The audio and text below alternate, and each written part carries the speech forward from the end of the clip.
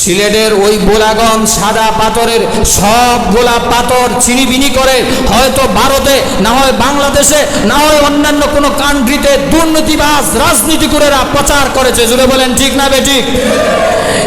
এই জন্য তাদেরকে সাবধান করে বলে দিতে চাই, রাজনীতি করবা, তোমার যদি পেশা না থাকে, তুমি যদি একটা কর্ম না করো, তোমাকে কে বলেছে রাজনীতি করার জন্যে? রাজনীতি করে জনগণের মাল যদি লুটপাট করো, তাহলে তো তোমাকে রাজনীতিবিদ বলে না, তুমি হলে দান্দাবাজ, দুর্নীতিবাজ এবং চোর আর ডাকাত ছাড়া আর কিছু নয়। জোরে বলেন ঠিক না বেঠিক? সিলেট হলো একটা পর্যটন নগরী।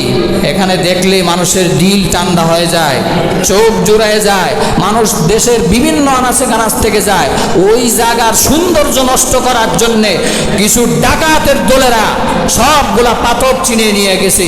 পরিষ্কার ভাষায় বলতে চাই, যেখানে এই পাথরগুলা রেখেছো, অতি সত্তর সাদা পাথরের গোলাগঞ্জের এই পাথরগুলা ফিরিয়ে দিতে হবে, না হয় তোমাদের রাজনীতি, যতগুলা রাজনীতিবিদ বর্তমানে আছো সবগুলাকে শায়েস্তা করা হবে। জোরে বলেন ঠিক না বেঠিক?